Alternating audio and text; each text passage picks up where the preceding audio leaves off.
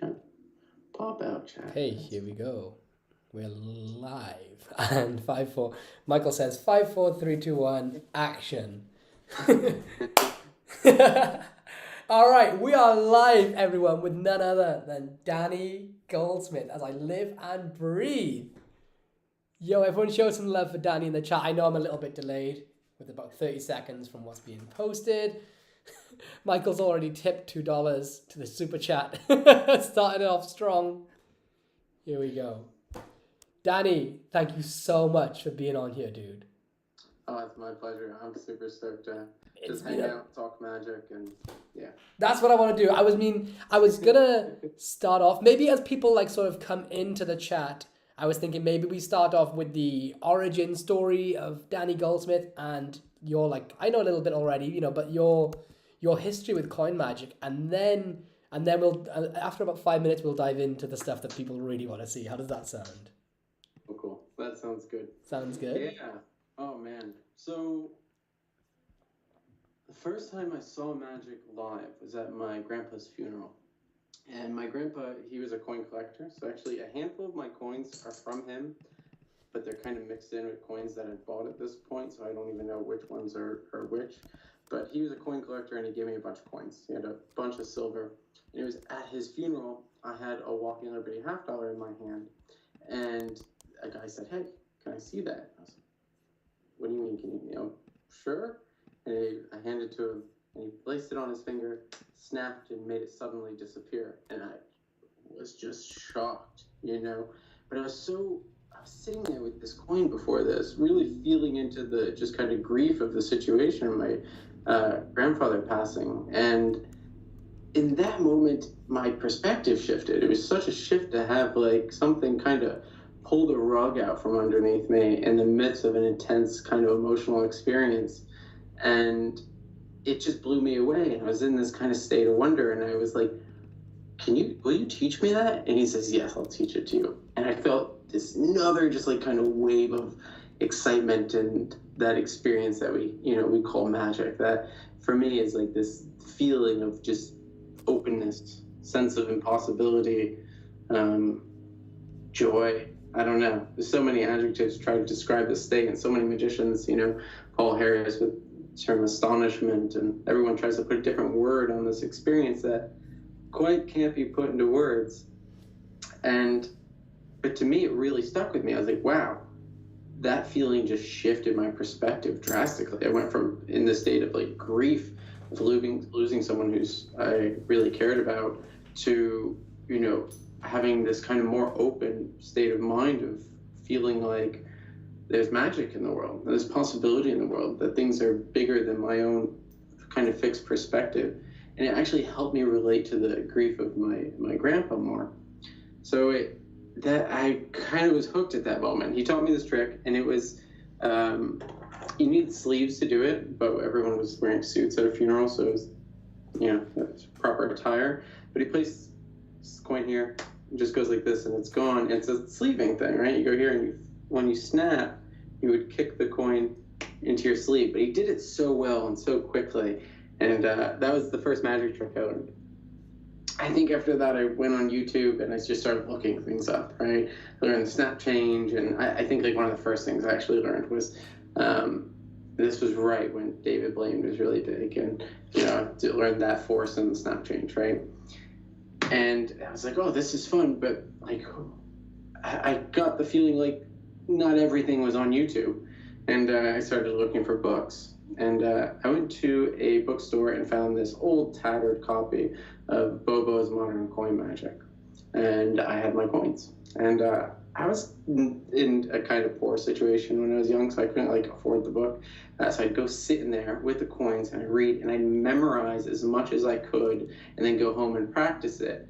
And I was often kind of distorting the effects in certain ways and coming up with my own methods of doing things. Like, it wasn't until years later that I learned my way of getting into back thumb palm was not actually how it was taught in Bobo's. And it was, literally just like a few years ago. Someone was like, where'd you learn that way of getting to back thumb palm? I was like, it's in Bobo's. Yeah, I was just going to say, that doesn't look like how I learned how to get into it at all. You like went from this position, didn't you? Yeah, you can go from here. see. So here. Yeah. I don't even know how that looks But ridiculous. yes. So it's kind of like when you go into Oh, we got an overhead. when Whoa. you the thumb palm, right? You can go into thumb palm this way, but if you reach your thumb to your ring finger and then curl in and grip, see the angle of my thumb in relationship to my first finger, kind of drag it back into back thumb palm. Okay. So yeah, and you could do it.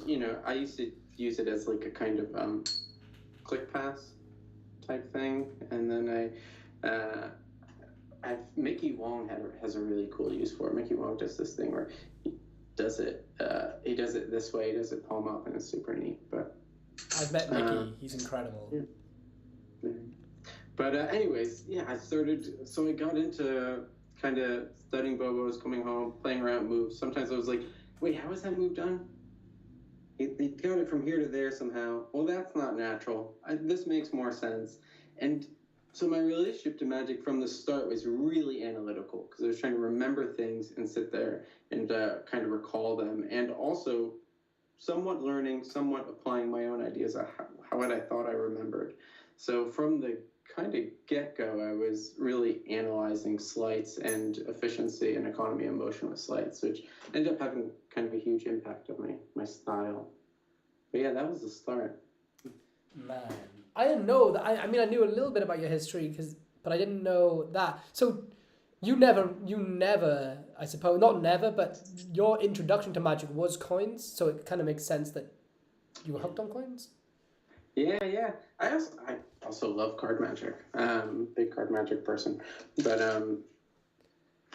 yeah, that shocked me. That was when I seen you do card stuff. It was like the time that Tony Chang says this story about that he watched all like the X-Men films and the Wolverine films, and then years later seen Hugh Jackman on a TV show, and didn't realize he was Australian. And he was like, what? And it was like seeing you with cards. It was like, what? But you're actually a beast. You're so good with a deck in your hands.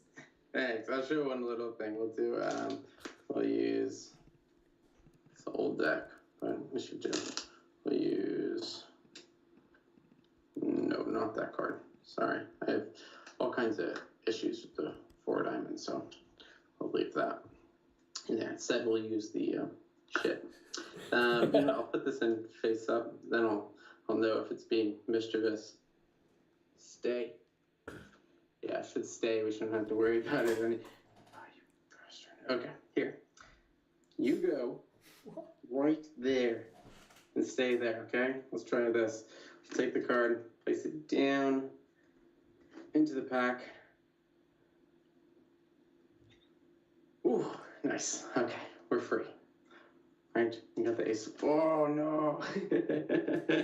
Hold on. And we have a small interlude. By the way, as this is happening, everyone drop some fire emojis for Gillian for doing a super chat right there.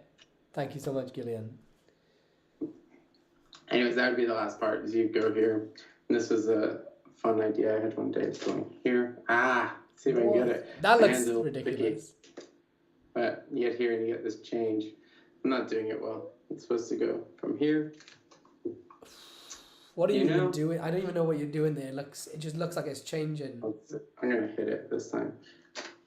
So it's done so much smoother. There you go. That's better. Like that. There you go. So I'll show this. This is a fun, silly idea I had once. There was a move in the middle there. The second phase.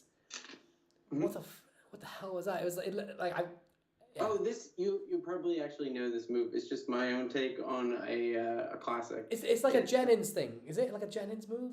It's Jerry Andrews. It's the panoramic shift. Panoramic shift. Yeah, not Andrews. Yeah. So it's the panoramic shift, which like a lot of people have a really hard time with this, right? Keeping the kind of middle finger there and getting to that position. Mm-hmm. I felt like I don't even know how I came to this discovery, but one day I was playing around with this idea of just kind of doing it with my thumb. Like I wanted to be here and somehow get the card on top with just the thumb. It doesn't look like you even have enough space to do that. Mm-hmm. It doesn't look like it has enough space. Wow. Yeah. Well, I motivate it by this. We put it in, it's kind of this, giving a personality. So I stay, I look at that, I go good. So I condition this action of looking at the middle point where it should be. I go good, stay. And as I turn in, instead of moving this hand, I'm moving the deck, right? Because if this hand moves, it's unmotivated. But if this hand moves, everything's motivated because it's the one that's looking, right? Yeah. So I like to think like this, a magic of like, how can I minimize, if there's a motion, it needs to have a purpose. And I feel like what gives things the most kind of naturalness. But anyways, the last change, which I like completely botched, but it's fun. So get into this. At least everyone knows that we're live. I get to this last part where I told you I go, oh, you're supposed to stay right there. As I close, I half pass this bottom part so that you have all these face down there. So then when you take this, you just place it on the bottom. Right. Boom, top. And then you're just doing a deck flip. But you're doing a deck flip from here to there. Right? I'm going to try this. So you get... But it's fun because then you can spread and show that it's on top. All right. Who wants to see me destroy my deck right now? The twisting action that makes it tough, but you go from there, and it's right when you get to this point. So right as the front's facing them. Okay, let me just... And then it flips and continues. So this deck's kind of old and sticky, so it didn't... Oh, I'm going to drop these. I know I am. It's one of the things that it helps have a newer deck. Do I have a newer deck around here? Oh, that one's newer. Okay, so that feels better. What else we got? I got a bunch over there. Let's break out a new one. Oh, this is so difficult, dude. It's pretty knacky, yeah. But anyways, yeah, that's a fun little thing to show you guys. Going off the back of that panoramic shift, it reminds me a couple of years ago, me and McKinnon were doing something like this. I think I posted a video, but it was like using the panoramic shift but on your tummy. So we would like push a card in somewhere online like this, and then as you talk, I haven't done this for so long, but you'd basically just do this sort of thing. That's the exposed to. I can't even remember what we were doing, but it was something like this, and you would talk and literally use your whole body to... Yeah, oh my god, I just dropped the entire deck of butterflies in the car. They're just going to go away. It's still early. Fingers aren't warmed up. I know. I've been shifting stone into my garden all day. I moved like 3 tons, so I'm cramped. Yeah, no, I get it. I've not been practicing lately. I've been working a lot and on a computer like this, and it's funny. I feel like some of this super technical stuff takes a lot of upkeep.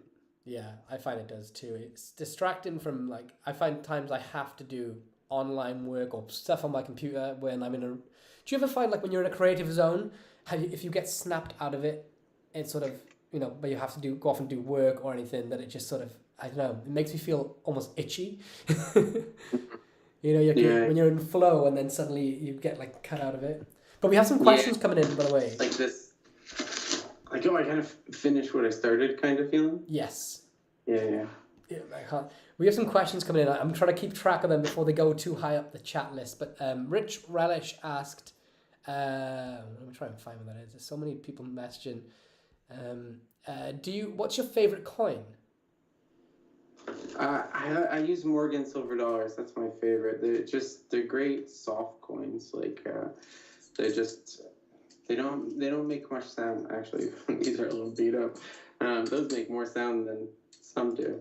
I haven't sanded my coins in a while. That's something I do with these to keep them soft. Yeah, for anyone not familiar with Danny or coin work, can you explain what you mean by sanding your coins? Yeah, so you get soft Morgans, right? Or soft coins is when they're kind of old and worn down like this. And let's see, my camera's the worst at trying to get to... Oh, there it goes. That's decent focus. But much softer than Here, I have a newer Morgan around here. So here you can see the difference in detail. Let's go here. There you go. Right. So this is like a new Morgan, right? That's got all of its detail. That's soft, and a lot of Morgans will naturally get this way over time. If you actually go to a coin shop in the States, you ask to see their junk silver or coal coins. This is what they'll pull out, but you pay the price of silver with these. Rather than paying for like a collector's item where you're paying significantly more. So the price of silver right now is, I think it's around $30 an ounce or something. So you'll pay $30 per coin. Whereas if you're trying to get like a new one that's in like good condition, you're going to pay significantly more because it's good condition coin. It's more than its worth is more than just its weight in silver. But these or anything like this will make a lot of sound, and when you're trying to do like work that involves sliding a coin onto another coin silently, having soft coins is really helpful. So I use soft Morgan dollars. You can soften your coins yourself. If you drop them a lot and they ding and they get these little bumps in there, those will like kind of catch and make sound. So you can sand them on I like to use marble. I've even used polished concrete, which is not the best, but you can also get like the highest grit sandpaper and do that. But the best method I've seen is rather than pushing with your hands, which leads to uneven pressure and uneven sanding, is that you take like a pill bottle or something that will fit over the coins. Like an old pill bottle should work really good. And you put $4 or $5 there. So you use its own weight. It's even. Put this on there, and you go in this won't hold them, but you go in a figure 8 kind of pattern on the sandpaper until you get them soft. But really, you don't need to. If you go on eBay, you look up coal coins, junk silver, you could get ones that are already worn down, and go that route. Or you could just reach out to like Roy Cooper, Schoolcraft, and say, hey, I want some soft Morgan dollars. My edges remilled if you want to pay a bunch of money. But yeah. See, that advice alone is worth its weight in silver. I didn't know. I knew one thing you could do. Well, with UK copper coins at least, that if you, when I was like 12, I wanted a half coin.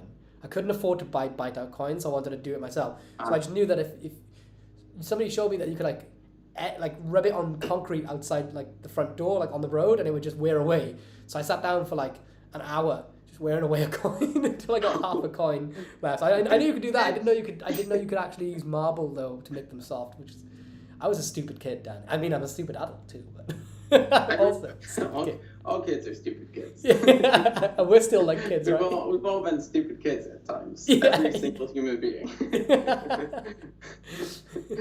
There's so many questions and comments coming in.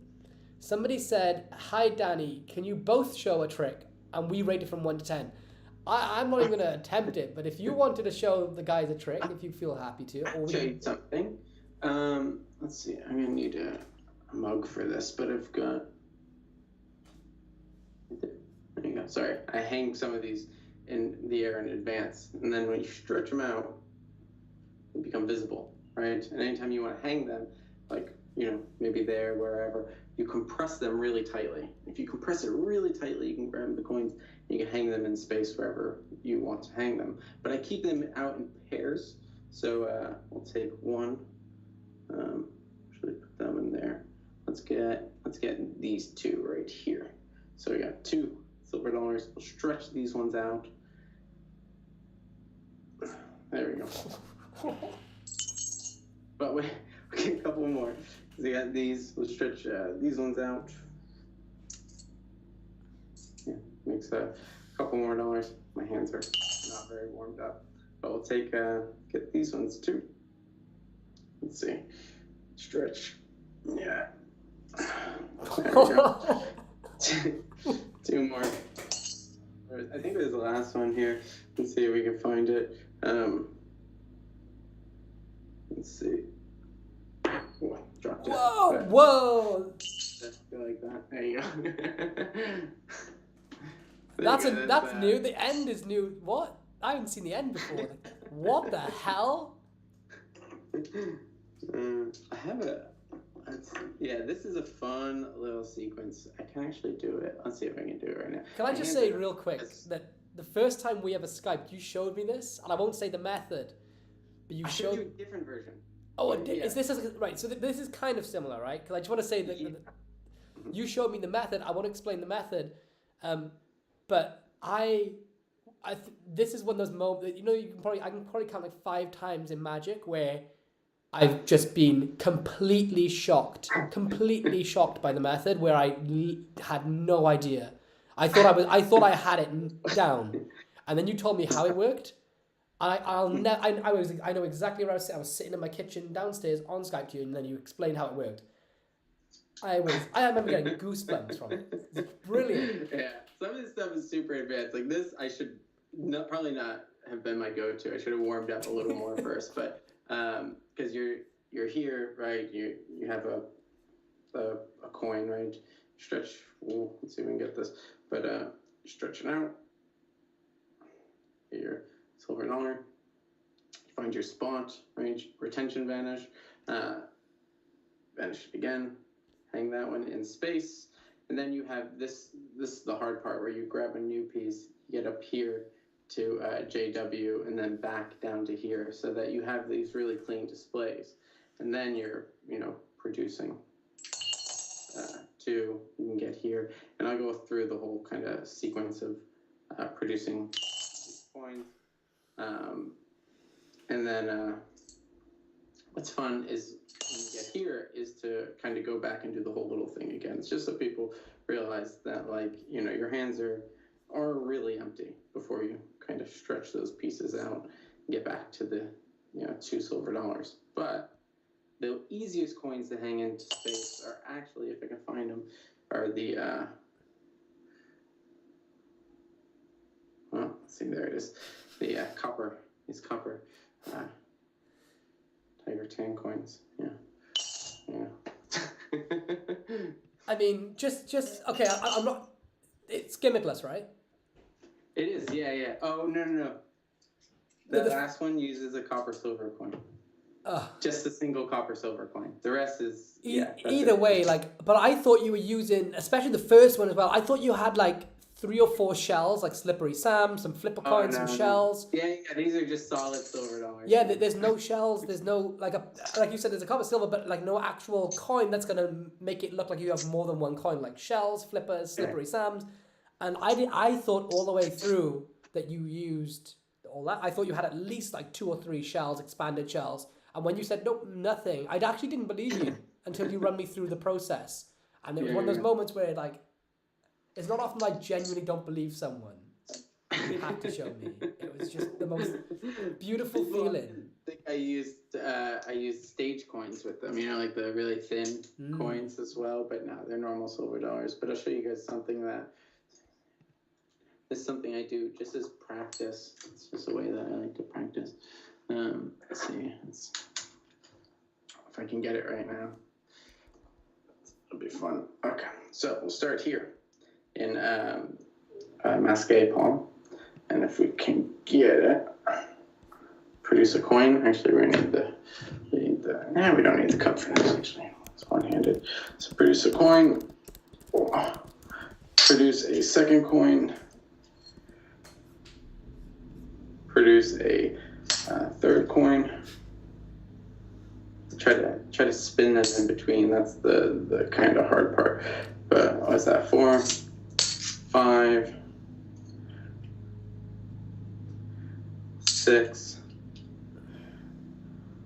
7, and 8, and 9, and 10. No, I'm kidding. It's 11. What the? No, it's 12.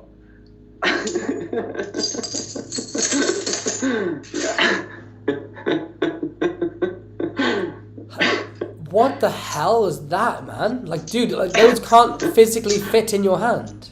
Yeah, you can. This is I'll show you on here. This is 12 coins. Right? And let's go. Let's go like this. Actually ridiculous. So you're really gripping the bottom ones, and the other ones are just kind of floating there on top. I flashed those a little bit. I could do a non-flash version with 10, but it's fun to do. What was that, 12 or 13? 12, yeah. So it's fun to do at 12. But yeah, so then you're producing from that stack while keeping everything kind of on top balanced. But then you start to put the weight on the second finger, which lowers the stack, which allows you to get the next ones. Anyways, it's a knacky thing. For anyone wondering, I have really small hands, so I can barely palm a playing card. It's a standard size playing card. It's hard to actually get the edges. I'll show you in between my fingers where I'm not like flashing a corner. Like I have very little room. So I'm on smaller size in terms of hands. So if you ever see me get really annoyed at the question of, or people saying, "Oh, my hands I can't use Morgan dollars; those are too big for my hands," I will not tolerate it. I don't like that. People are just like, what? You're insane! What? What on earth? People are just. Yeah, same as me. Like they don't understand what's going on right now. Did I mention my volume's a little low? Is that true for everyone? I can up it a bit. I have adjusted it, and someone said, "There we go." Is this better? I think so. I did adjust it. I did adjust the input, and so somebody said it's better now. Oh, that might be better to do on your side. Otherwise, we're going to get some distortion. Yeah, so. it should be good. People are commenting that it's okay now. Yeah. I've been having that issue with my camera. I film videos and it's either too quiet, or if I turn it up, I get this distortion. I probably need to go into the mic settings and change things. Yeah, audio is one of those things that like I never looked into, and I always just focused hardcore on making the video look pretty. Yeah, and now it always sounds like I'm underwater. Magicians, we're visual people. Right? Yeah, visual people, my friend. I am like, by the way, guys, drop some like love, show some likes for Danny on the video, because you're just like you're just quite openly showing people what are you doing, and going just like when you just went into that miser's dream, it didn't even seem like you were prepared, so you are bringing it today, man. Oh, thanks. Thanks. I felt a little sloppy, but hopefully it looked good. I'm not very warmed up, but that's all right. Well, here's a question. So anyone wanting to buy my stuff, don't buy my stuff. Go, there's free stuff. Go get the free stuff. Go to DannyGoldsmithMagic.com/freebies. And you pinned it somewhere? Right? Yeah, it's in the chat box, but I'll also stick it on the... So Danny's giving away a bunch of free stuff on his site. To get you started. I'm going to put the link on screen for the remainder of this, I think. So we're being spoiled. You deserve it. You're worth it. Is that a shampoo commercial? You're worth it. Because you're worth it. Let me just make that nice and big so everyone can see right there. Yeah, dude, insane stuff. So speaking about not being warmed up, I think this is a great segue question. Somebody asks, Jasper Ian asks, what is your daily magic routine? Okay, sorry, there's a second part. He says, especially when someone bumps into you. But I'm going to just sort of melt that with the question of what is your daily wake-up routine for magic? Oh, I don't practice anymore. No practice? I used to practice a lot, but I don't really practice that much anymore. I'm not a super structured person. I am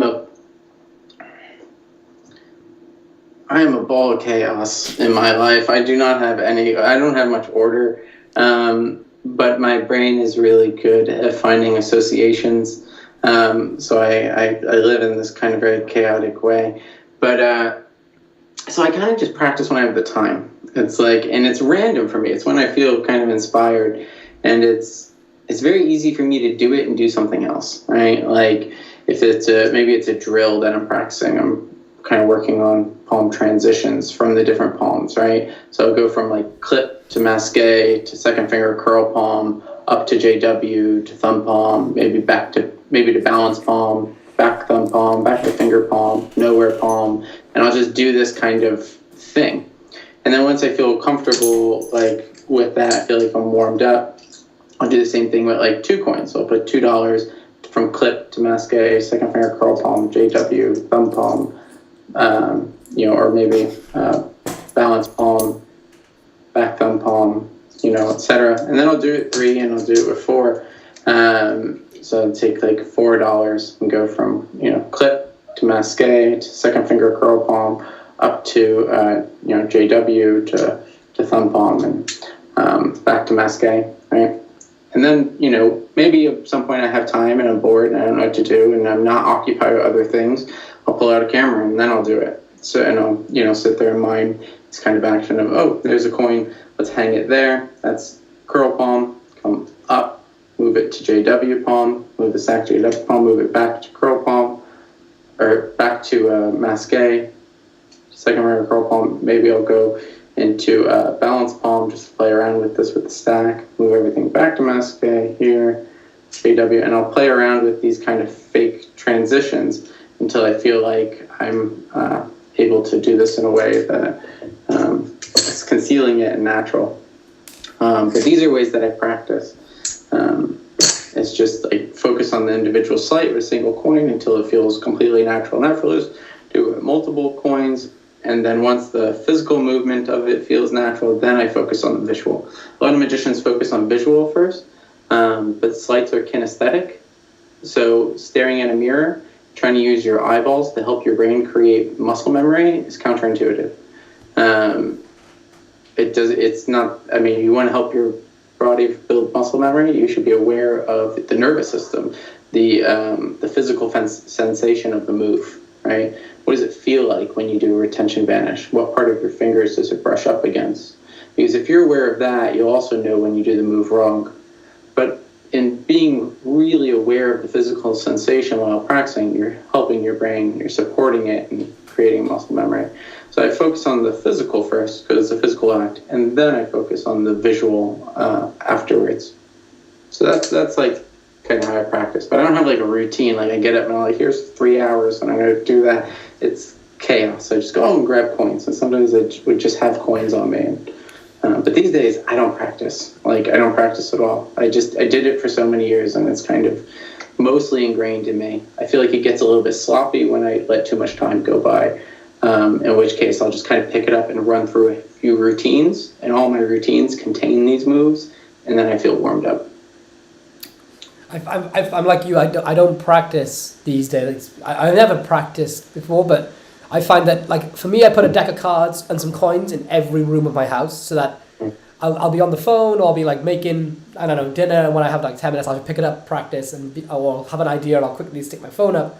But I make sure that like my equipment is accessible at all times. That's my practice essentially. That's a great tip. I do that with not intentionally. It's just because I'm kind of chaotic, so I have coins all over the place. So I'll be working on my computer. There's a coin there, and I don't think about it. I just grab the coin and start coin rolling, or whatever it may be, or going into transfers and doing this kind of thing, and saying like, oh, what can I do with it? So. Yeah, I think that's a fantastic tip.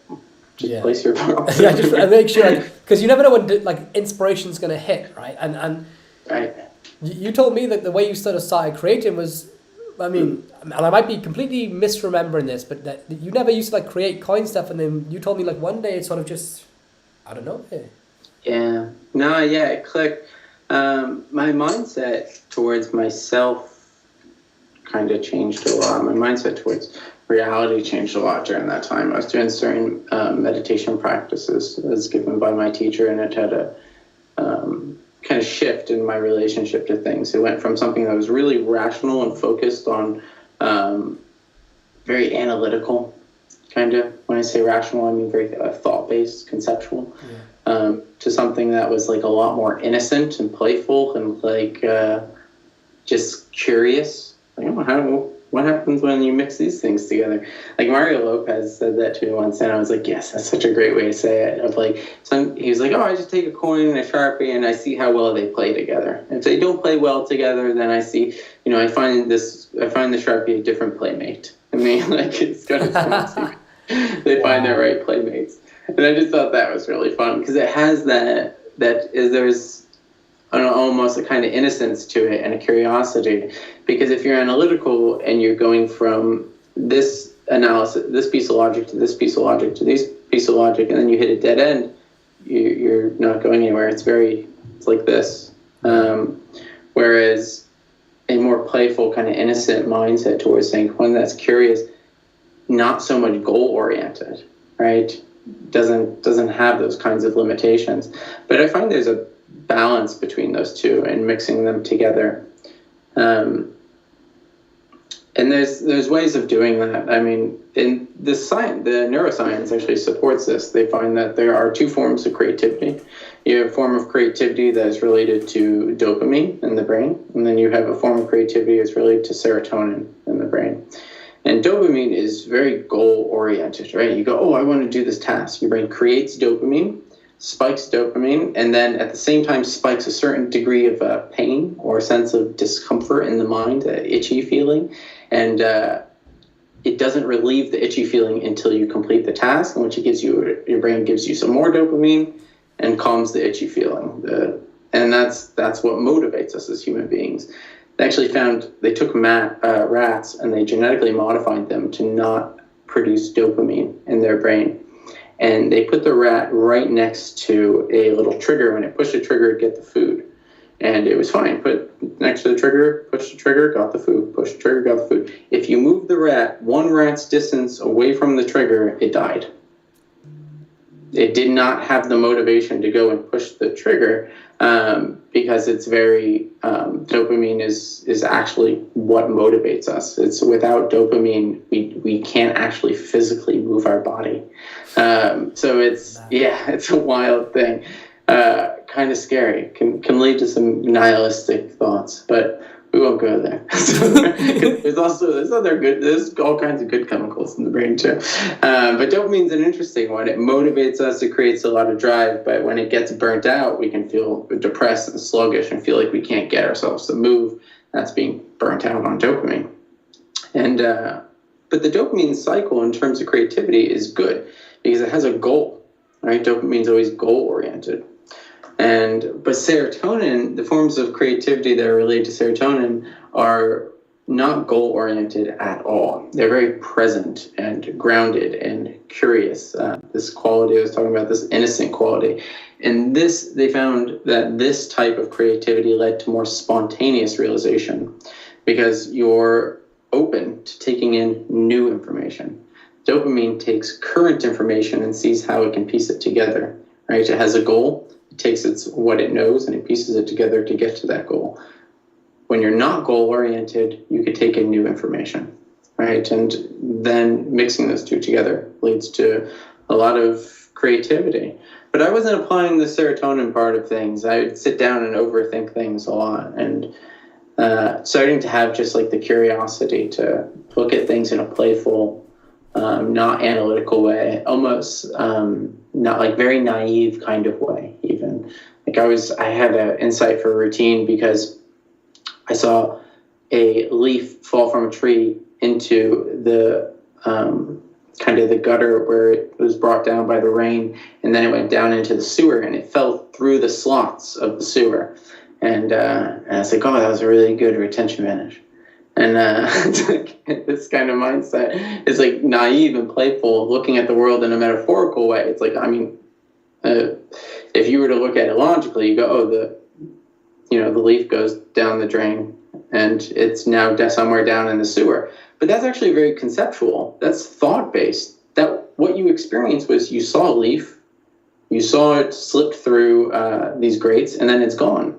The idea that it continues on, what we call object permanence in neuroscience, but also child development, is based in a conceptual way of thinking, a very rational way of thinking, which is, you need it. It would be a mess if we didn't have, our rationality. But cups and balls wouldn't be too good if we had no object permanence. Yeah, right. Nothing would be that magical, but there's this mix between them that can get to this very innocent mindset, can lead to seeing in a kind of a new way. And that routine that little moment inspired one of my absolute favorite vanishes. That where you actually place the coin in the hand and this through. And this is on my project Modus, and I'm just kicking this coin. Wait, perform it again, man. And by the way, Jeremy Griffith's in the chat. He says, "Hey boys," and he's also done a super chat of $5. What, Jeremy? I love you, man. What are you doing? you know Jeremy Griffith, right? Oh yeah, I was just talking to Jeremy the other day, just on a call with him yesterday, I think. He's one of my favorite people in the entire world. I love that man so much. I'm jealous of his wife. Jeremy's one of the best human beings I've ever met. And he's just sweet, open, caring, and practitioners of card magic I've ever seen. I mean, yeah, also, yeah, a bleeping legend with a deck of cards. Everyone drop some fire emojis for Jeremy's super chat, but let's check out that coin vanish that you just did. I'm so sorry for interrupting. I just wanted to shout out Jeremy. I talked this in Modus, but it's I call it the autumn vanish. And inspired by this moment, autumn and the leaves falling. And it's, you drop a coin, and then as the hand's closing, these fingers are closing. These fingers close first. The thumb comes in and kicks that through the fingers as these fingers continue closing. This hand, basically, so you're here, and then as this hand's falling, those coins are being kicked. That coin's being kicked onto those, into a finger palm of that hand coming away. So you get this. Let's see. I actually haven't performed this in a while. How does that look so invisible, even though I know what I'm looking at? Yeah, I'm not doing it well now. It's because the pressure's on. Because now you know everyone's looking. Huh? Now you know everyone's looking. Oh! I'm one of those people that once I start overthinking something, I just don't do it very well. Yeah. But oh, dude! What the? Literally, you see it. Yeah. Yeah. Wait. I'll send you Modus so you can check it out. You'll love that project. It's really fun. I'll send you all of my stuff if you want to. I don't know. Dude, by the way, somebody in the chat said that they signed up to the guild for $1 and they think they're going to stick with it because it's great. Nice.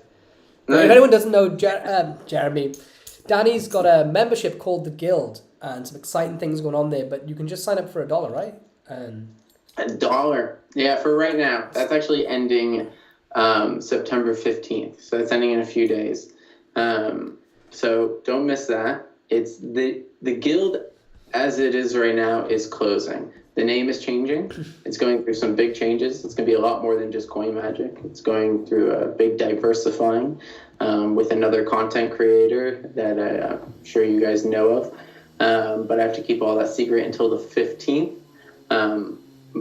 Yeah, so if now's the time to sign up, get it for $1, and you're going to get a bunch of content.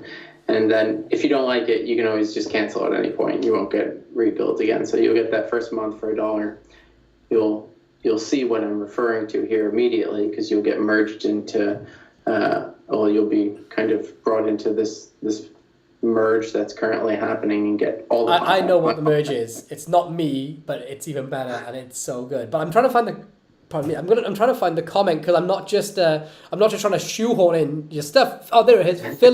Philip Coring says Danny's fantastic. I'm trying out the guild for a month for $1. Thank you, Danny. I believe I'm going to stick with you. Just great. Awesome. I'm really glad you're enjoying it, and I'm really excited to be more engaged in the community side of it and getting people together and having our jam sessions and talking magic and theory and psychology but also sleights and all of it. I'm stoked to just kind of hang out with people more. It's been isolating a couple of years. Yeah, and you live up in Colorado still, up in the mountains? I moved. I'm in Vermont now. No. So yeah, I'm like 45 minutes from Canada. So I'm north. You near Wilbur? I just learned Wilbur's in Vermont. I don't know where he is in Vermont exactly. New Hampshire, I think. Where was that? Oh, he's in New Hampshire. Oh, yeah, New Hampshire's not far. I think it's. But yeah, I hear he's not far from here. But because I'm like practically on the border of New Hampshire. I'm like 20 minutes from New Hampshire. Man, Wilbur's the bomb. You'd love hanging out with him. We got so many interesting questions, by the way. Danny Marco's got a real quick one. Danny Marco is the guy who's. I found Danny Marco out because he was uploading, and he still is, every trick. He's performing every trick from the Art of Astonishment on his YouTube channel. he's going through the No books way. one by one, performing them. Yeah, and he also is the group admin of. I think he created EDC Magic group on Facebook. So he has a question, which is: do you use any hand lotion, or do you have any sort of like treatment that you put on your skin to perform? Say Danny Marco. Oh, there's Danny Marco. I'm gonna have to check you out, man. That's awesome. Yeah. So you should. You should use lotion. That's the real answer. You should. It helps. I'm kind of naturally oily person, so I don't have this issue. I also run my hands through my hair a lot. When you have long hair, you're trying to get it out of your face, and your hair collects oil from your scalp. So I'm like oiling my hands regularly, basically. I didn't know that. But yeah, you should lotion at night. Careful, some lotions are really greasy, so if you use them in the morning, they're not going to help you grip coins. But then there's some like lotions out there that magicians swear by because they actually increase tack a little bit. But there's this one, I'm sure you guys know it. Somewhere in the comments, shout this out. What is this lotion called? It's this old lotion. Like it's like been known in the magic community for so long. All the coin guys are like, oh, you use this.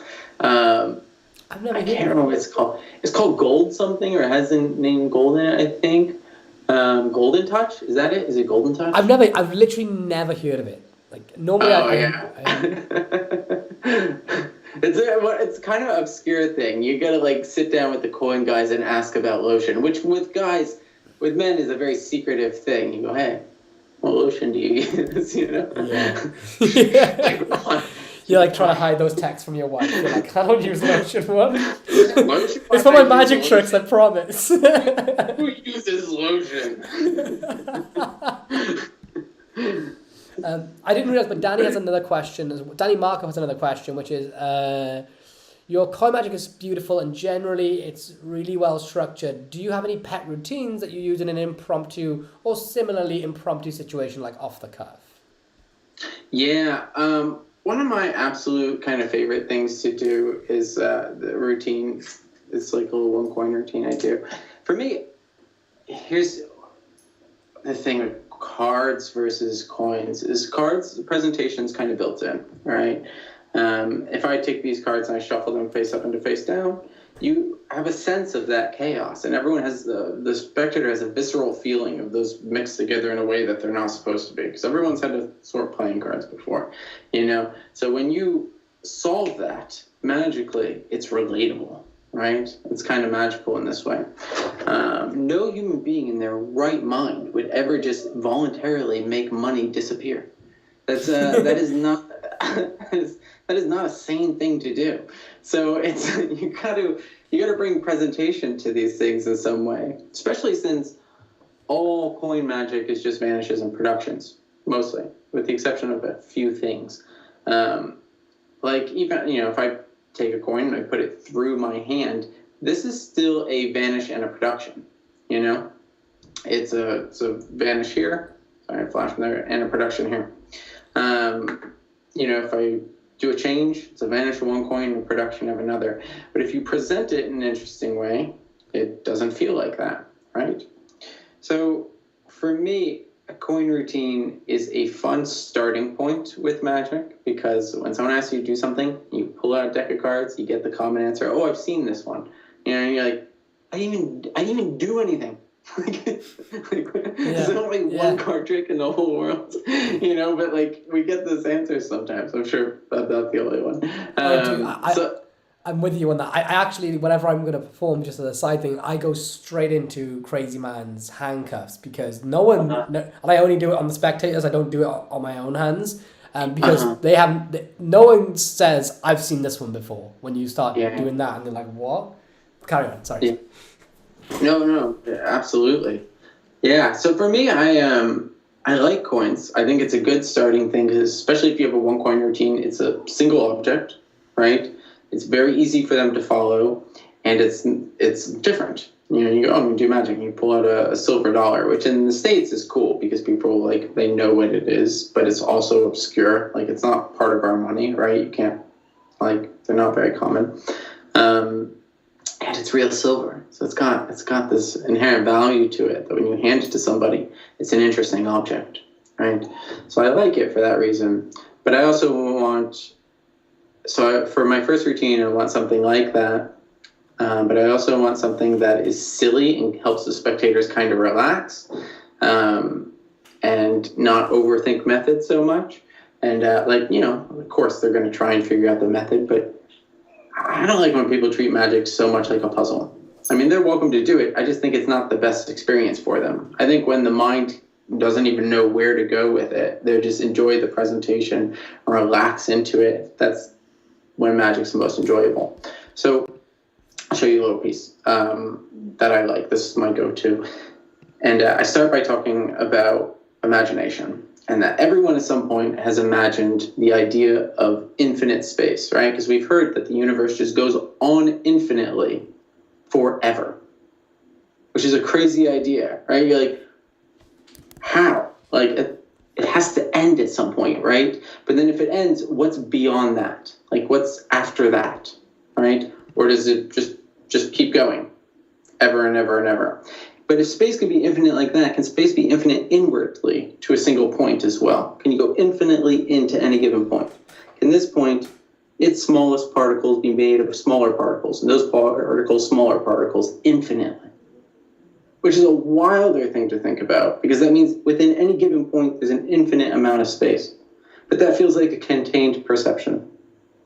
But if this could be so, you could find a point in space and go, oh, right there. We'll pull one of these out and reach in and, find an object like a silver dollar. And if we're breaking space, we're probably breaking time as well. This is from 1921. Probably get another one here. There we go. 1887. So that makes, infinitely large, also infinitely small, means it can fall through the particles in your hand. So you have to be really careful. It also distorts gravity, which is kind of weird, and affects the molecular structure of the object as well. Apparently the taste too. Excuse me, I didn't actually eat lunch before this. But you probably shouldn't do too many of these. Crunchy one. It's a little softer. Just be careful. They are silver. They will get stuck in your sinuses. And then you get boogers all over your hands, which you probably don't want. Actually, that's really gross. If you don't mind, I'm going to put this back. There we go. Right up. Oh, nope, same issue. Still stuck. Hold on, we'll get it. Yeah. And back to the booger issue.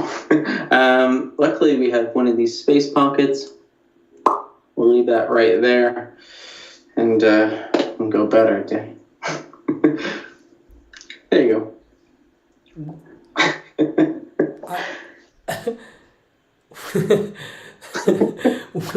Like that last vanish. What? And then there was so many moments there, dude, that like just destroyed me. Like just completely. So that's what you do. I love the approach to that you don't just go straight into it. You let it like ride that story, and then you have even like the moment of the missed call with the date, and to really like lead people down that path. Because I thought you had 2 coins when you. Yeah. So good. Thanks. So that's like your pet go-to been one that I've played with, tinkered with for so many years, and I think of magic. I think of every piece as like kind of living, like give it the growth to like kind of change and relate to the audience, and so it's changed over time. And I felt like I enjoyed one thing that I eventually discovered that like been really helpful for me in magic is to have a conversation with somebody and find a way to turn that into a piece of magic, because then it becomes relational rather than like magic can come off as a challenge, as like a puzzle to solve, and if they don't solve it, they're an idiot, right? Yeah. Kind of like thing, and I don't like that. I don't want it to come off that way. I think a lot of magicians present it that way, so much so that like people don't like a lot of magicians. They immediately see you as somebody that is trying to make them feel stupid, And I don't want them to feel that way. I want them to feel like it's playful and silly. And this has that, but it also has a fun presentation. It's also conversational, or starts in a way that's conversational. And I let people have conversation with me. And somebody says, I know, what if? And they give me a line, I riff off of that. I go, right, entanglement. And like, if entanglement was really a thing, it would do stuff like this. Like, if we could witness entanglement or whatever. And it's so fun to do magic in that way. And this always gave that. There's so much potential with it, because when you start sticking things up your nose and pull them out your mouth and all these things that are really gross, you get a lot of like reactions from that. People say things, they just react kind of viscerally as well. Just like the eating a coin thing seems to really mess with people a little bit. That move that you use, I can't even do it, but it looks so real. I'll talk about some pieces of this because I love this routine. I hate hand washes, right? So I like this kind of simple way of transferring a coin from classic palm to classic palm on the other hand. It's just, I just don't like this when people do this kind of thing. Yeah, what's that all about? That needs to go away forever. It's like a game, you're playing a game of cat and mouse to your spectator. You're basically saying, I have a coin here, but you can't see it. Cat and mouse is a great way to describe that. So it's a weird thing. So anyways, I like that. There's the presentation of you start with this whole serious thing of like, space and space pockets and reaching in and producing a coin. And I'm using crossing the gaze, right? Or from Slidini, you look at the object you're going to, body moves in that direction, and then the move is executed as you come to grab, right? And this is Charlie Miller's Flopperino, but you'll get this for free when you go to the freebie section, so we won't talk about this because it's such a fun thing. But that's something that I think is important in magic, is the proper use of misdirection and proper motivation. Like if I did this, and then I came here and grabbed this, there's a moment between this and this where you can go, why did he transfer the coin? Because this is something magicians do all the time. So they'll do this and then they'll vanish a coin. It's just like, well, why couldn't you just vanish it in the hand it was in, right? If you could really vanish it, wouldn't it look something like that? It's like, why would you put it in the other hand? Dude, did you just, what the? You can learn that right now. That's available. That's actually part of you'll get that included as a member. So if you become a member, you'll learn all of that stuff. For $1 for the first, wait, dude, sorry, wait, what? You just vanished the coin and opened your hand and then turned it around. What the, I don't swear on these, but what the actual fuck was that? I'm sorry, what? Don't expose that. Don't expose that. Can you perform it again? I like this. I'll leave this. But so this is one of these things that doesn't quite make sense, right? And when we do things that don't make sense, people become aware of it, and then they're going, "Oh, why is he doing that?" And then they're analyzing. They're not in this place of kind of imagination and possibility. They're in a psychological, analytical, puzzling mindset, which I feel is very different than the state of magic. And when you do this, for no reason, you started the which hand game. You started it. They didn't start it when they said it's in the other hand. You just did. Because you just handed a coin from one hand to the other with no proper motivation whatsoever. So you have to have motivation. So in this case, we have a space pocket on my right? Which is why I'm producing here. Which just motivates why I'm handing the coin to my left hand. So this hand can go and produce a coin, right? But like I was saying, you can't just do this and then pause and then do this, because there will be a moment in between where they'll ask, why did you, they might not consciously ask it, but they'll feel like, oh, why did he put that coin over there? So Slidini taught crossing the gaze, which you meet with your eyes, you go with your body, and because you've already conditioned the space pocket, they know what you're doing at this point. So now this makes sense. And you may have even experienced when I did this, that move, which is a very natural move, you may have misdirected you, and you might have thought, oh, I really thought there was 2 coins. And it's because there's no moment for you to question it. Everything makes sense. And when everything makes sense, There's nothing to question. So it's very proper motivation is misdirection. The lines start to blur between these things in terms of what is misdirection, in terms of its relationship to proper motivation and naturalness. Anyways, I'm lecturing. Alex Bow just left a super chat and he said, I was going to ask Lloyd, do you still get that kid inside when you see magic like Danny's? But watching your face, I don't need to ask. First of all, drop some fire emojis for Alex for the super chat. Thank you so much, dude. Secondly, by the way, all the super chat money is going to Danny. I didn't tell you this, Danny, but any super chat that comes in, it'll be sent to you via PayPal after the stream. That's cool. Yeah, dude, this is your day. This is your video. This is your stream, man. But I'm super grateful for that. Thank you. Just to answer the question, because he did send the super chat, every time I love magic. Like, it's what I eat, sleep, and breathe, and it's strange, man, because I've known you for so many years now, and I know, I've seen your magic, and I always feel like a kid watching you magic. I can't explain why. Some people you binge all their material and then you don't get impressed by it. I think it's because you're always innovative, you're always creating, and you I don't know. I absolutely sorry. I'm gone. I'm very flattered. Thank you. It's true. You guys, everyone knows me on here. Like, it's so true. Anyways, I wanted to talk about there's another piece in this I wanted to talk about. So you got here, boom. But yeah, this kind of leads into, how do you take the presentation and continue with it? Like, sure, maybe you want to do productions, maybe you want to do vanishes, maybe now you want to do a coin through hand, right? But if you just do all these things as a flurry, you're focusing on moves. So the spectator focuses on moves. Someone asks, what do you do with hecklers? I don't get hecklers anymore.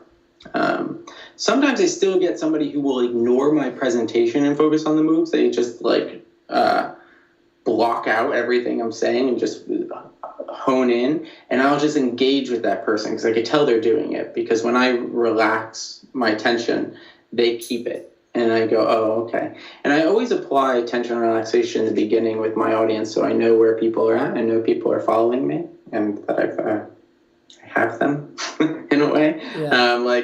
It's like when you do a 3-fly, right? And there's that the first coin, a lot of people like to do in this kind of way.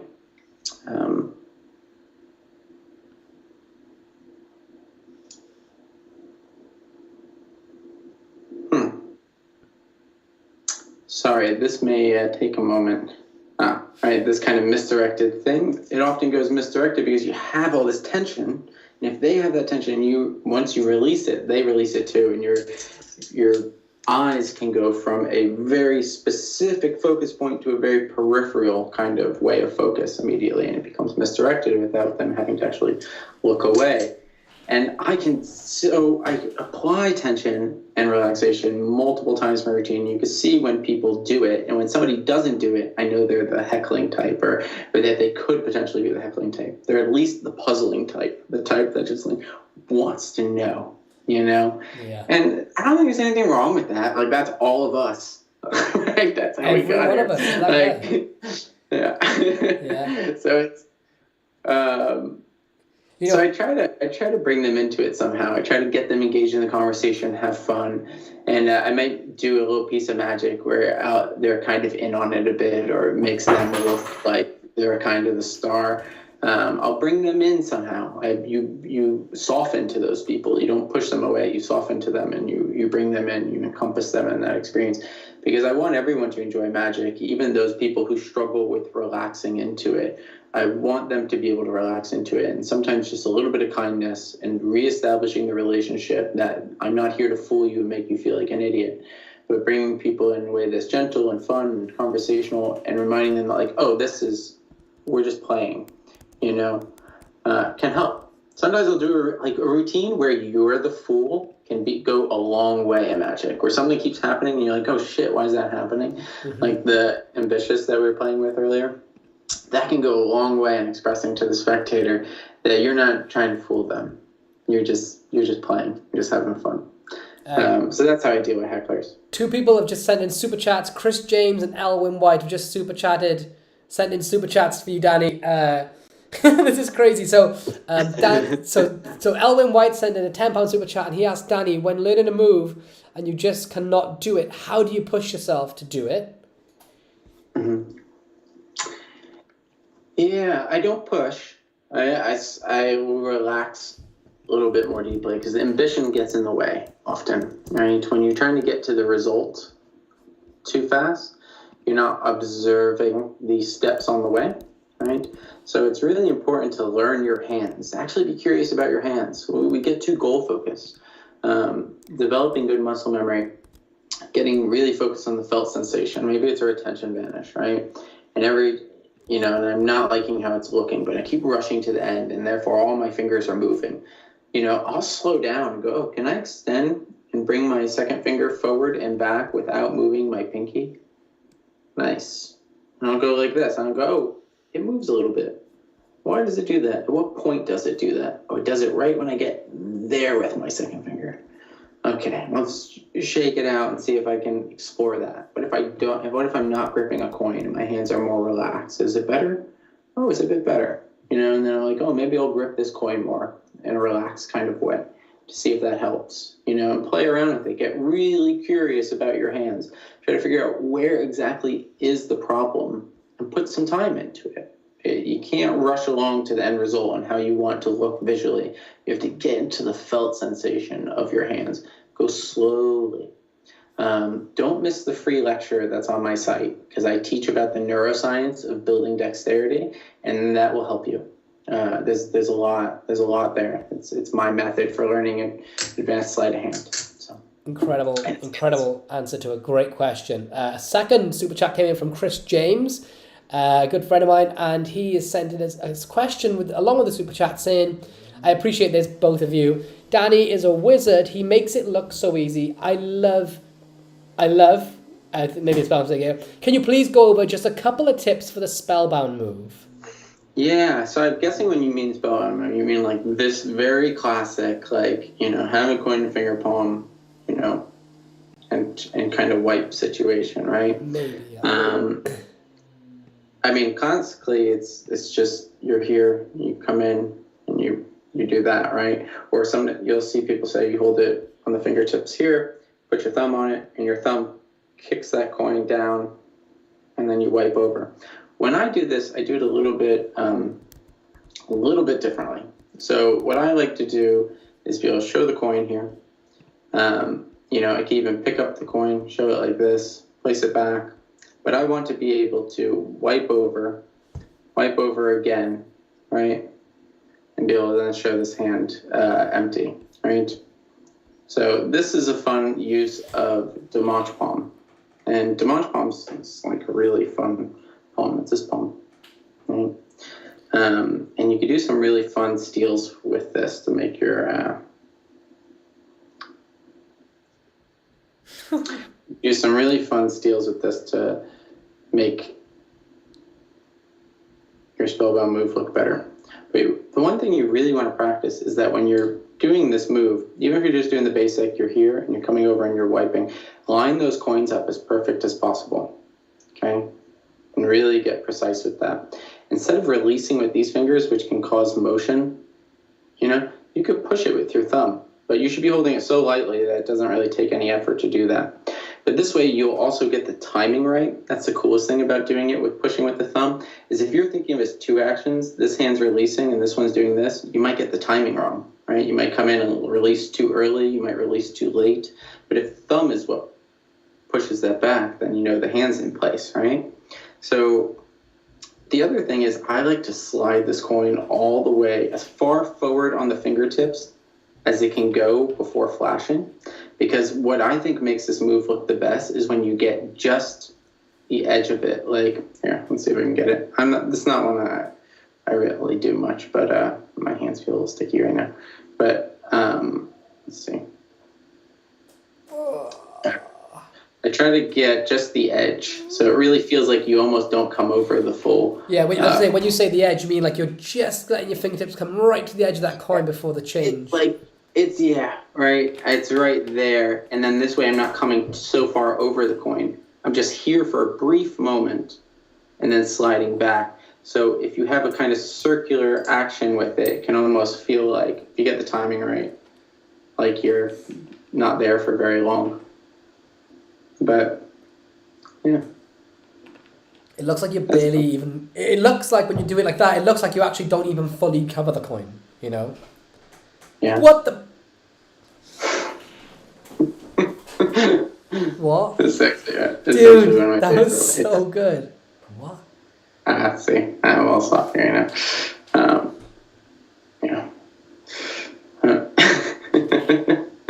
Or Hang on, can you just show me that? That don't. Can you, what? Can you just do that again? I don't understand. What? yeah. So this is. Don't wait. Don't expose it because I don't know how you're doing it. I won't expose this. I don't know how you're doing it. Let's see when you have to go. There you go. We'll do it again here, right between the fingers.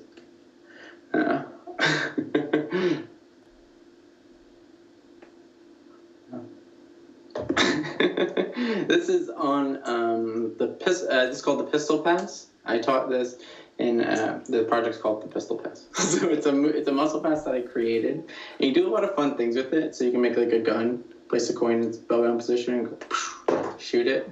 You know, which is a kind of fun idea because I love the finger gun concept. Like, so I saw, I think maybe it was in one of your videos actually, Lloyd, of like giving a compilation of Blackpool where someone had a deck of had a card chosen, put the cards on the table, shot it, and it went bang, and half the cards flip over, and the cards real. Dude, I lost it. I was like, oh my god, that's amazing. And what I loved about it is 'cause every kid has this experience of imagination. You ever seen Rory Adams' Lincoln Rubber Bands? No. Oh, he let me teach it on my channel actually, and he takes two rubber bands. One's held here. He wraps one around like in a gun, and he goes, pew, and it links visually. Yeah, that's cool. And it's such a fun thing. It's crazy good. But yeah, finger guns is something that I think it connects every human being to that sense of wonder, right? Mm-hmm. The sense of wonder, magic, astonishment, whatever you want to call it, is the state of not knowing, but being appreciative, right? It's appreciating the state of not knowing or mystery, right? Sometimes it's struggling with it. Sometimes it's those two parts of the mind coming together and not being able to rationalize it. The rational part of the mind and the imaginative part of the mind that's, going, wait, but what if, just like, and, or the mind that doesn't know and then the mind that wants to know kind of wrestling together. But wonder or imagination is directly tied to the experience of not knowing, right? To wonder, right? To imagine. Is imagining not something that is real, but it's kind of the active quality of not knowing. You don't know something actually very factual, you're imagining, right? It's a kind of more open, playful state. So there's a deep connection between imagination and the state of wonder, right? Because ultimately when we're doing a magic trick, we're getting the spectator to imagine the potentiality that this is real, right? So it's, for me, the finger guns is one of the strongest things because every human being has imagined that at some point. And if you can make their finger gun work, that's amazing. Like, that is the coolest thing ever. So, like, when I saw this trick, I don't remember which channel it was on. Was it that on yours? Yeah, it was on mine. I'm sure I put on the Blackpool compilation. Yeah, the spectator do it. Like, I'm sure he has a remote that just makes, like, a little bang in there and it cuts to the card. Much, yeah. But, like, the spectator goes bang and it works. It works. Like, I just feel like that must strike a chord in that person's inner child in a way that nothing else can. Yeah. Or at least to me it does, I guess. Yeah. Anyway, so this is fun. I wanted to come up with a way to basically take a coin, toss it up in the air, shoot it, and that was amazing. That was amazing, dude. So this is going up and then concealed in Ramsey subtlety, and then I'm shooting it out of this hand, right? So they're not the same coin that's getting shot, but it looks like it is. Thanks, dude. Yeah, so that's muscle pass. It's its own type of muscle pass. It's not the classic muscle pass. It's its own thing, and it allows for a lot of possibilities. It is so fun. You've probably played with this, but you should get a coin and put a bullet hole through it, or like a, get a, I can't remember what they call it, but like a punch hole through it. So then when you do the so there's a routine on oh my god, it's so bad. I'm just gonna tell you guys to go watch it. If you go to the Pistol Pass page on my site for the Pistol Pass and you scroll down, there's a routine. It's called Bubba. It's where I'm like dressed like a redneck and I got a piece of straw in my mouth in a southern accent, and I have this coin. His name is Bubba, and Bubba don't vanish no more. So we got to put Bubba down, unfortunately. So thank you all for being here. And I lay Bubba out, and I go, thank you all for being here, and blah, blah, blah. And then I shoot him. And when he's standing on the table like this, and you end up with this coin that has a bullet through it. Go watch the performance for this. I won't do it right now because I think you got to see it with the full persona. I think it's funnier that way. It's absolutely ridiculous. It's a little cringy. I'm not gonna lie here. It's a little cringy. Don't worry but about it was something that came about in a weird way. I grew up with horses, and I love horses. I love riding, and one of the toughest moments of my life is watching a horse be put down because they were hurt in an extreme way that we couldn't afford, in such a shitty situation that it's really hard. Or at least it was at this time, to get like insurance for horses if you don't have like a lot of money, and then to fix an injury like this, extreme amount of money, you just don't have a choice but to put them down. So it's really unfortunate. Not my horse, not my choice, but I was there and watched this horse put down that I loved and cared about and rode often. So this is like this weird way of like, how can we even take the dark experiences in our lives and try to bring some humor to them? Because I think the whole concept of like in the South of like, oh, it doesn't work the way we want to anymore, bang, like it's like, like it's funny, it's also really really sad, but so yeah, that's what this routine is. So it's a real, it can be a real conflict of emotions, and it's also just weirdly cringy. Go watch It's fun though. I wanted to ask you, in case anyone's watching that hasn't seen this, talk about your creativity and your different approach to magic and some of the classic plot plots, which honestly I think it puts you up there as, like, for me, you're my favorite coin creator of all time, and I've said it not just on here but on podcasts and different places. I won't even say the thing in case it alludes to what's going to happen, but can you show the people this? Yeah. I really want anyone that hasn't seen this to see this. I haven't done coin cups in forever. I wonder if I could show you guys the advanced version that I created. I might just show you off screen, Lloyd, because I haven't done it in forever. Yeah.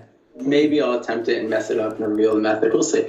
So, 2 coins, 2 silver dollars, linked. Right? It's only one way out of this situation, and that is through solid, just like so. I want you to do it one more time. I want you to do it as clean as possible. And the secret to this is that this coin doesn't exist. This one's real, but this one is not real. Coin cups. Yeah, that's this came out in a fun way. I started doing this a little bit differently. I realized that the vanish at the end doesn't quite make sense that way. It would make more sense to go, when you're here, you pull through and say, but for the last one, you get it to penetrate like your body or something like that, where they hear it link on the other side. Or, maybe even like through your, like that kind of situation, because that way you keep with the linking presentation. Yeah. Rather than take it in this different direction. That's just, I don't know. Looking back on it, I'm not a huge fan of that presentation of like, oh, the way this works is because this one doesn't actually exist. Like, it kind of works, but like I like to. Mario Lopez said it to me once, actually. He said it's all over the place. Pick a presentation and stick to it. That's how he felt about the 1 coin routine I showed you with the space pockets and it going all over the place. He was like, it's all over the place. pick a presentation and stick to it. Yeah, And I did that with a lot of other things, but I kept this the way it is because, though I do agree that is that is strong. Like if you can do a kind of a coin routine where, let's say, take the coin, it goes, through your hand. Man, I keep flashing that move. I've been practicing it forever. You say, oh, but it's harder to actually get to go through the back of the hand, just like that. And I got stuck. Sorry. Oh man, sloppy. What the hell? But you produce that way. And then the third phase that I do is you get here and you get to go right through the forearm. Oh, I messed it up. Anyways. So two things. Let me answer some questions coming in. Is that if you stick with a theme this way of like through the hand, through the arm, it feels more kind of contained. Sorry, go on. Sorry, no. Just to answer some questions. Somebody says, "Where can you learn this?" And another person said they're going to go off and learn definitely getting the pistol pass after this, right? But I'm imagining that both of those people are better off signing up to the guild, probably, because you don't get all my downloads with the guild, so you'd want to get those individually. There is the DG collection thing, but yeah, hold off on that because we're going to do a special offer thing with you. Remind me of that before you send that out. I'm going to give you guys a huge discount on if you decide to go with like all my projects and you could purchase them all at once and get a big discount. We're going to offer you something like that. But yeah, you can also get the individual ones. And coin cuffs is taught on Silversmith. Cool, yeah. So the coin cuffs, this one is on Silversmith, which is the website's on the screen, dannygoldsmithmagic.com. So you can go and learn that on there. That piece of magic, man, I literally, I know the exact place that I was when I first seen it. I was laying in bed. It was 11:30 at night, and I didn't know you, never seen your magic before, and it popped up on Facebook that you did this trick. And I actually watched it, and the penetration destroyed me, right? I thought I completely destroyed me. And I didn't watch the whole thing. I went back and watched the penetration like twice. And then I let the video play all the way through, and the vanish absolutely like roundhouse kicked me in the head. And do you know what I did after that? What's that? I messaged you and said, "Do you want to work on a project together?" And that's how I found out about you, because of that very one trick. Yeah, nice.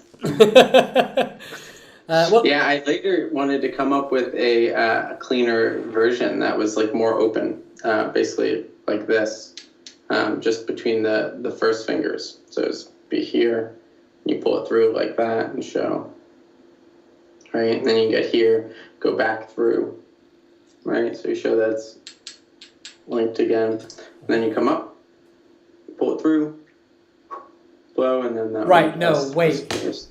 What? I'm going to swear, okay. What the actual fuck was that?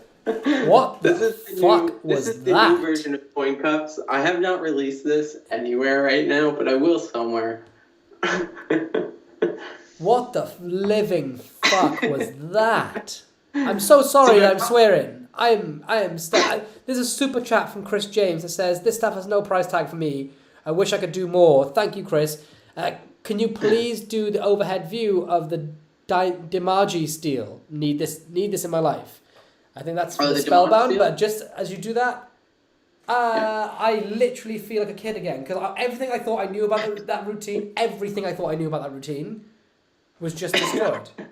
It's a different method, yes. I don't think we have time immediately after this, but yeah, we'll wrap up soon. But when we get on in the week, yeah. I almost don't want to know. Like, I genuinely don't know how that happened. Yeah. Okay, you show the DiMaggio steel. I don't care about that anymore. The DiMaggio steel. DiMaggio steel. I am wiped, man. What? Let's see, I can catch up on some of these. Hey Dan, how did you finally decide to do coin magic rather than card magic? Honestly, I just felt like there was a big gap in coin magic. I just felt like I feel like there's so much unnatural, unmotivated things in coin magic, and that there it had a lot of room for improvement. And I was like, oh, I have some ideas. Yeah. But I also love coin magic. It's simple. The sound, the feel, it's just satisfying. I don't know. I love that. Something about it. I don't know what it is. I love both, honestly, but I really like coin. But would you be able to show the overhead? Okay. So the Dimanche steel. So Dimanche palm is here. It's this. If you bend your thumb up, it's that bottommost crease.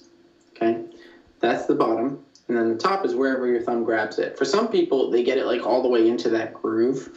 That's not me. For me, it lands here. But you want to be really aware of the physical sensation of where that hits on the thumb.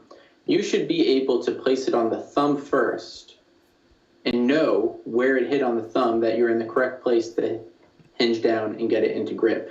That if you're too high, you won't be able to grab it, or too low, you won't be able to grab it. You should know where the feel is with that part of the thumb. So that when you're grabbing this out of finger palm, which if these two fingers are just slightly higher than the pinky and first finger only have to come down the most subtlest. Like it's almost nothing. You even think of it as actually just kind of straightening out this joint of the fingers here. You straighten out that joint of the fingers, which gives you a space to grab. Now, because I know the point with my thumb where I need to make contact with that edge, I know now if I pull in, I'm going to go into Dimanche. Whereas if I reach too far and try to pull in, I'm not going to be able to grab it. Or too thing like this, I'm going to end up in some weird position. So knowing that physical sensation is important. Now, for stealing, when the key to this is, to make this look good, is if you're here, you have a coin in Ramsey Subtlety, and you're going to place this down and steal another one out, keep your first finger on this coin. This way, when your thumb goes in and steals the other coin, like that, you don't have any obvious motion. Because I saw this on a video I posted recently. I'm like, ooh, I'm doing this. I'm placing the coin, and then my hand's coming down like this in a way. And I was like, how can I minimize that motion? Because it looks like here's the thing. Always think of it in terms of economy of motion. If I'm placing my hand here, and then I'm coming away, where's...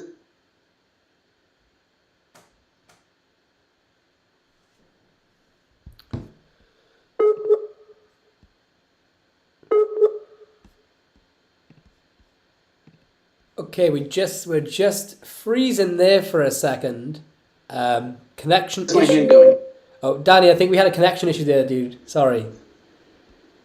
No worries. Okay, I'll go back. No, you're good. So, economy of motion, you'd be placing the coin and the hand would come away in a straight line.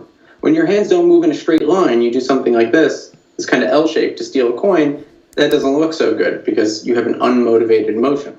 So keep your first finger there, and this way just your thumb goes down. Your whole hand doesn't go down, just your thumb goes down to grab that coin. Okay, so you get this still kind of action. I'm going to go over the shoulder one more time with this so you see. Put this one in Ramsey Subtlety. So we're here. Touch the first finger. So this hand stays still, and just the thumb comes down and comes back up and steals. Okay, it's hard to get in there. It's a really kind of tight situation. Let's see what's the best angle. Oh, that's a good angle. So it's here, and you can see my first fingers and all my other four fingers stay where they are. My thumb's coming down, stealing the coin, and coming away. And this way, you get this kind of situation where you're here, right? You have a single coin that you're showing, placing, and coming away, right?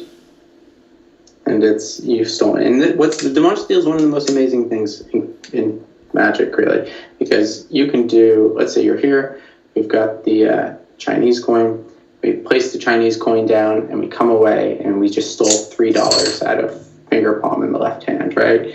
It's really because you can Dimanche palm multiple coins, so. It's the same exact thing, just with multiple coins. Anyways, I love this move. I love Dimanche palm. It's really fun. There's the Dimanche switch where there's this thing. So my hands are sticky. But it would normally be done. You see people do it like this often. I never liked this move so much because why are your fingers extending? It just looks too much like a move.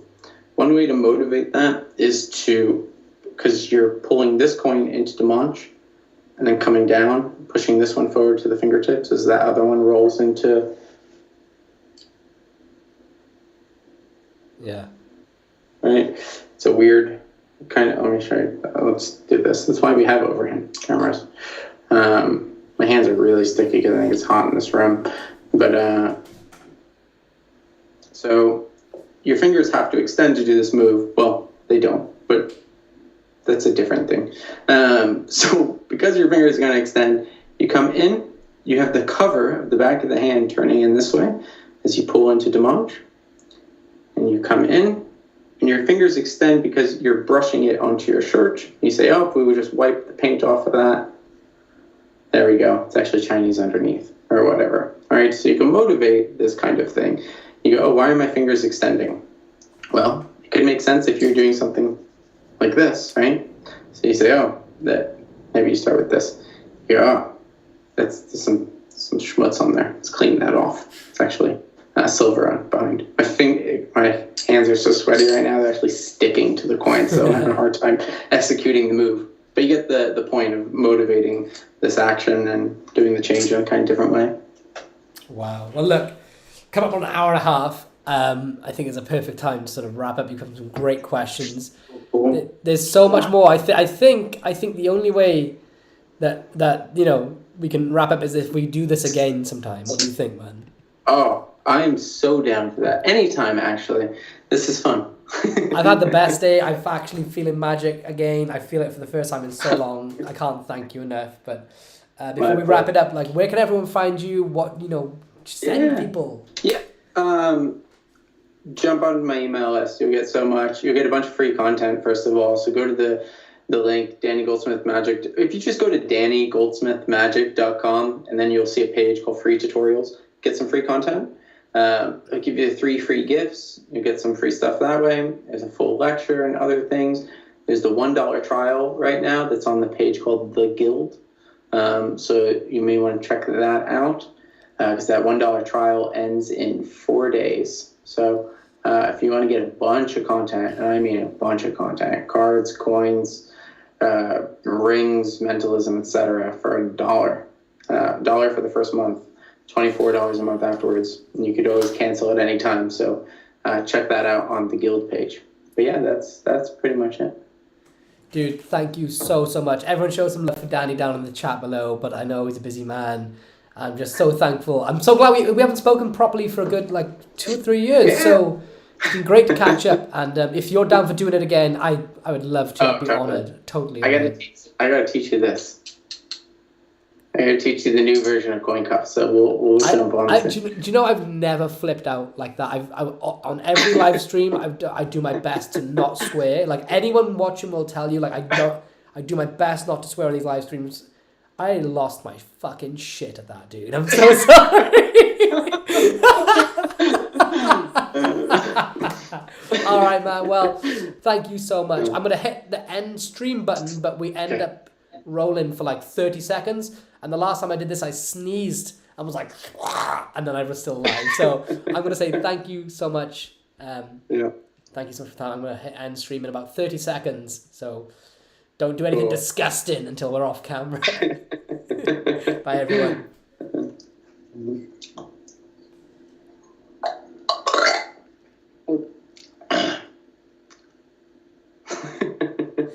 Try to keep this going for a second.